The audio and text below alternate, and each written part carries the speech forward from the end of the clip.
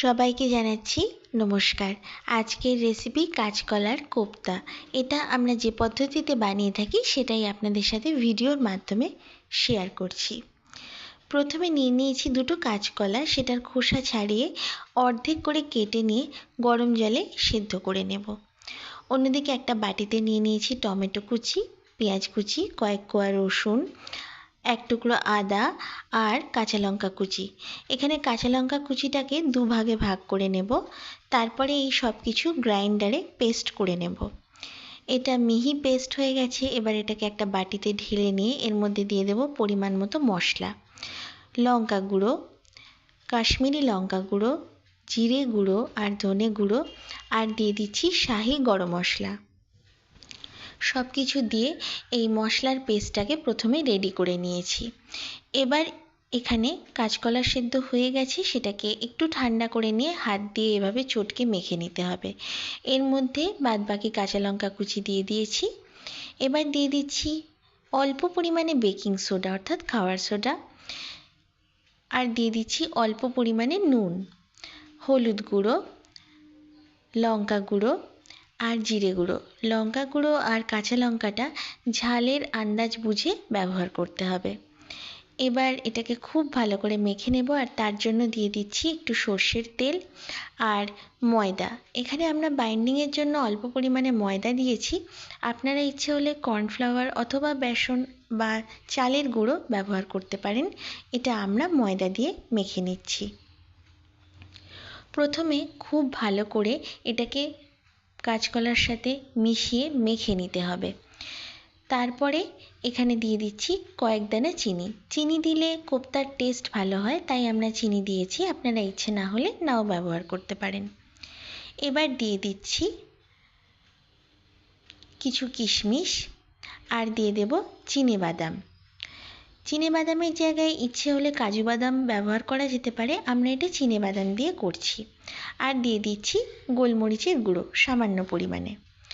এবার সব কিছু দিয়ে এই মিশ্রণটাকে খুব ভালো করে মেখে নিতে হবে। কড়াইতে সাদা তেল গরম করে এর মধ্যে এই কোপ্তাগুলো ভেজে নেব। প্রথমে অল্প পরিমাণে দিচ্ছি, ততক্ষণে তেলটাও খুব ভালো মতো গরম হয়ে যাবে। দিয়ে গ্যাসের ফ্লেমটাকে লো করে এটা ভাজতে হবে, কারণ কোপ্তা একটু নরম হতে হয়।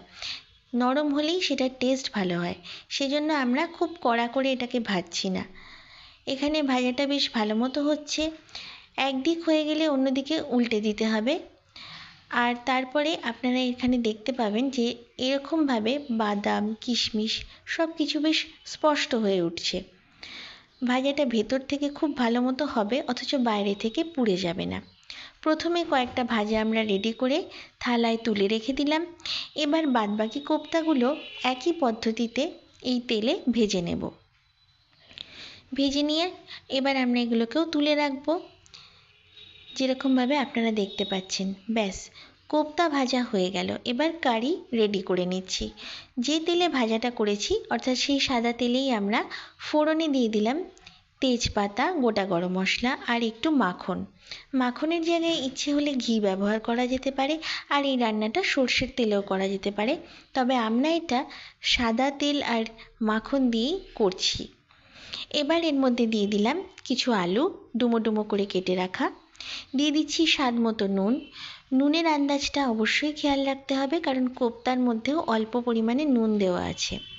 আর দিয়ে দিলাম হলুদ গুঁড়ো আর কাসুরি মেথি। সব কিছু দিয়ে এটাকে একটু কষে নিয়ে এবার দিয়ে দিচ্ছি যে মশলার পেস্টটা আমরা রেডি করে রেখেছিলাম, সেই মশলার পেস্টটা।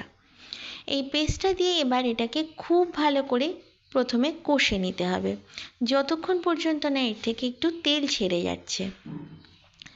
এবার কষানো হয়ে গেছে, দিয়ে দেব পরিমাণ মতো জল, যাতে এটা সেদ্ধ হয়। খুব ভালো করে এটাকে ফুটিয়ে নিতে হবে। দিয়ে দেব একটু চিনি। আমরা এখানে চিনি দিচ্ছি, চিনি দিলে কোপ্তা কারির টেস্ট খুব ভালো হয়। আপনারা ইচ্ছে না হলে নাও দিতে পারেন। এবার এটাকে ভালো করে ফুটিয়ে নিয়ে এর মধ্যে ভেজে রাখা কোপ্তাগুলো দিয়ে দেব। কোপ্তা দিয়ে এবার এটাকে শুধু ঘন করে নিতে হবে, কারণ এখানে সব কিছু দেওয়াই আছে। এবার এটাকে একটু ভালো করে ফুটিয়ে নেব। তারপরে এই গ্রেভিটা সামান্য ঘন হয়ে এলে এই স্টেজে গ্যাসের ফ্লেম বন্ধ করে ঢাকা দিয়ে স্ট্যান্ডিং টাইমে রেখে দেব। এবার এটাকে সার্ভ করে নেব। একটা সার্ভিং ডিশে কাঁচকলার কোপ্তাগুলোকে আমরা এইভাবে সাজিয়ে নিয়েছি, আপনারা যেরকম দেখতে পাচ্ছেন। দেখুন, খুব নরম এবং সুস্বাদু কাঁচকলার কোপ্তা এইভাবে আমরা বাড়িতে তৈরি করে নিলাম। এটা ভীষণ টেস্টি হয়। এই রেসিপিটা ট্রাই করার জন্য আপনাদের সকলকে রিকোয়েস্ট করব।